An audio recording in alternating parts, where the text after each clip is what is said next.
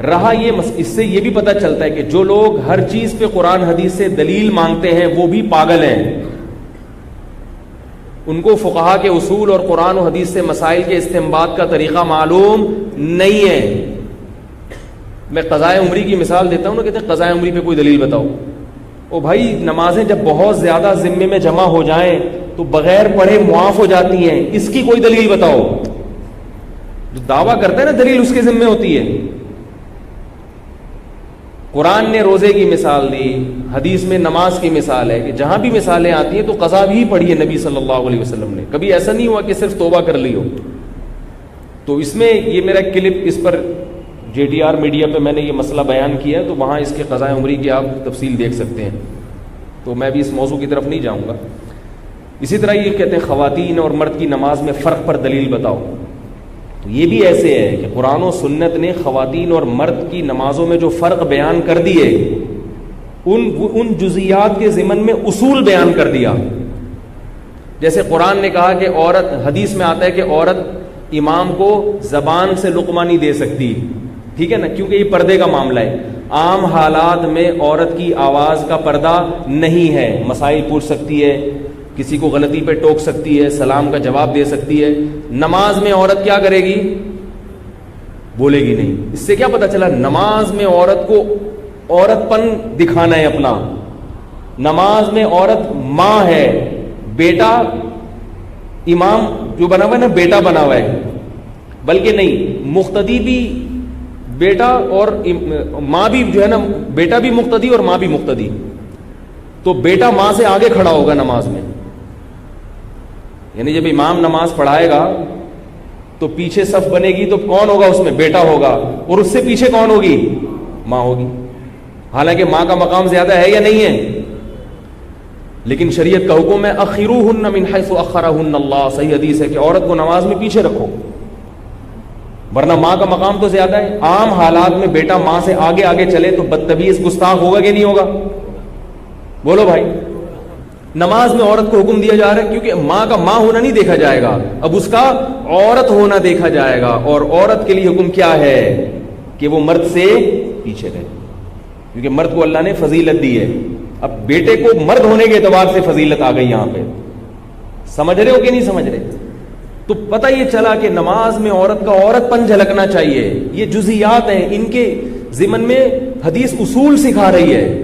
واقعی جزیہ ہے, یہ سب چیزیں حدیث سے ثابت ہیں. اسی طرح حدیث میں آتا ہے کہ عورت کو جماعت سے اجازت ہونے کے باوجود گھر میں نماز پڑھنا مسجد میں پڑھنے سے افضل, اور گھر کے صحن میں نماز پڑھنے سے افضل کیا ہے؟ گھر کے کمرے میں نماز پڑھے. حالانکہ صحن میں دیکھنے والا کوئی نہیں ہے, اپنا گھر ہے, کوئی نامحرم نہیں ہے. اگر پردے کا مسئلہ ہوتا تو بھائی چلو مسجد میں آنے سے منع, یعنی اس کو بولا کہ فضیلت نہیں ہے. تو پردے کا اگر مسئلہ ہوتا تو گھر میں صحن میں نماز پڑھنے میں کیا حرج ہے؟ فرمایا نہیں, اور سمٹ جائے, کمرے میں چلی جائے. کیا مطلب؟ نماز میں عورت کا عورت ہونا, نماز میں عورت چہرہ کھول سکتی ہے, باقی جسم نہیں کھول سکتی, چاہے کوئی دیکھنے والا نہ بھی ہو. جبکہ مرد کے لیے ناف سے گھٹنوں تک چھپانا فرض ہے, اور عورت کے لیے چہرہ اور ہاتھوں کے علاوہ نماز میں پورا جسم چھپانا فرض ہے, چاہے کوئی نامحرم موجود نہ بھی ہو, کیونکہ اس میں اس کا عورت ہونا.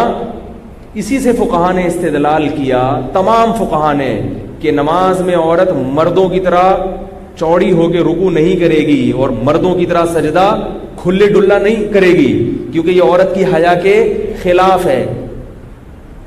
بالکل ایسے استدلال کیا جیسے رمل کا حکم حدیث میں آتا ہے کہ نبی صلی اللہ علیہ وسلم نے طواف کے پہلے 3 چکروں میں رمل کیا ہے, سینہ تان کے 3 چکر لگائے آپ نے. لیکن عورت کے لیے کیا حکم ہے؟ سینہ تان کے 3 چکر نہیں لگائے, چاہے رات کی تنہائی میں اکیلے بھی طواف کر رہی ہو. اب اگر کوئی کہے اس کی کوئی حدیث, ممکن ہے کوئی کل پیدا ہو جائے اور کہے حدیث میں کہیں بھی نہیں ہے کہ عورت جو ہے وہ رمل نہیں کرے. حدیث میں تو جیسے یہ آتا ہے نا, صلو کما رأیتمونی اصلی, جیسے میں نماز پڑھتا ہوں ایسے پڑھو. تو حدیث میں یہ بھی آتا ہے خذوا المناسک عنی, حج کے طریقہ مجھ سے سیکھو, جیسے میں حج کر رہا ہوں ویسے کرو. تو آپ کیوں نہیں فتویٰ دیتے کہ عورت بھی رمل کرے گی؟ بولو نا بھائی. اس لیے کہ عبادت ہے اور اس میں عورت کو سمٹنا ہے. کہیں بھی حدیث میں نہیں ہے کہ عورت رمل نہیں کرے گی، مگر سب مانتے ہیں کہ عورت رمل کی اجازت عورت کو نہیں ہے۔ اسی طرح حدیث میں یہ جو سعی ہے صفا اور مروہ کی، اس میں عورت کو دوڑنے کی اجازت نہیں ہے، اجماع ہے امت کا، حالانکہ کسی حدیث میں دوڑنے سے منع نہیں کیا۔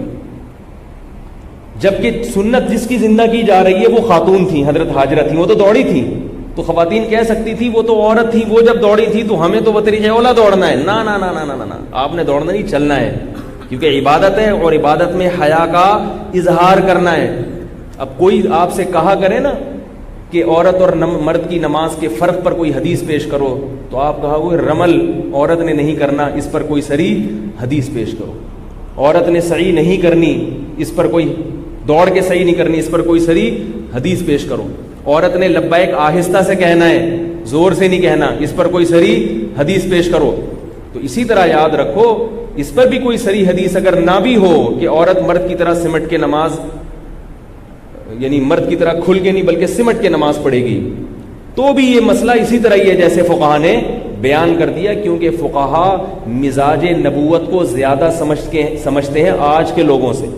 اور مسئلہ یہ ہے کہ ایک بار جب کسی مسئلے پر اجماع ہو جائے تو اس کی مخالفت نص قطعی کی مخالفت کہلاتی ہے، کیونکہ امت گمراہی پہ کبھی جمع نہیں ہو سکتی۔ صدیوں سے ہزاروں لاکھوں فقہا کا یہ فتویٰ چلا آ رہا ہے کہ عورت نماز پڑھے گی سمٹ کے، صدیوں سے، حتیٰ کہ اہل حدیث علماء جو قدیم ہیں ہندوستان میں 150-200 سال پرانے، آپ اگر علماء اٹھا کے دیکھیں تو وہ بھی اپنے فتاوی میں یہی لکھتے ہیں کہ عورت نماز پڑھے گی سمٹ کے۔ بعد میں یہ فتویٰ دیا گیا ہے کہ عورت مردوں کی طرح نماز پڑھی، بعد میں فتویٰ مارکیٹ میں آیا ہے، یہ پرانا نہیں ہے۔ تو جب بعد میں فتویٰ آئے گا تو ہم کہیں گے پہلے جب اجماع ہو چکا تو اب بعد کا فتویٰ معتبر نہیں۔ بالکل اس کی مثال ایسے ہے، بعض لوگ کہتے ہیں کہ جب ایک عالم نے اس کے خلاف فتویٰ دے دیا تو اب اجماع کہاں رہا، اجماع تو ختم ہو گیا نا۔ تو اس کا جواب یہ ہے کہ ایک دفعہ جب اجماع ہو جائے تو بعد والا اس کے خلاف فتویٰ نہیں دے گا تو وہ کل عدم ہوگا۔ یہ بالکل ایسے جیسے آج اگر کوئی فتویٰ دے دے کوئی عالم کہ عورت سعی میں دوڑے گی، تو ہم اس کو دلیل کیا دیں گے؟ بھائی اس پر تو اجماع ہے کہ دوڑے گی نہیں، تو وہ کہے میرے فتوے کی وجہ سے اجماع ختم ہو گیا۔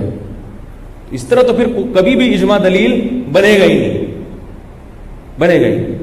تو اجماع کا مطلب کسی بھی دور میں جب مسلمان کسی مسئلے پر جمع ہو گئے تو اب وہ نص قطعی بن گئی۔ تراویح کا مسئلہ بھی ایسے ہے، صدیوں تک روئے زمین پر ایک مسجد بھی ایسی نہیں رہی جس میں 8 رکعت تراویح ہوتی ہو۔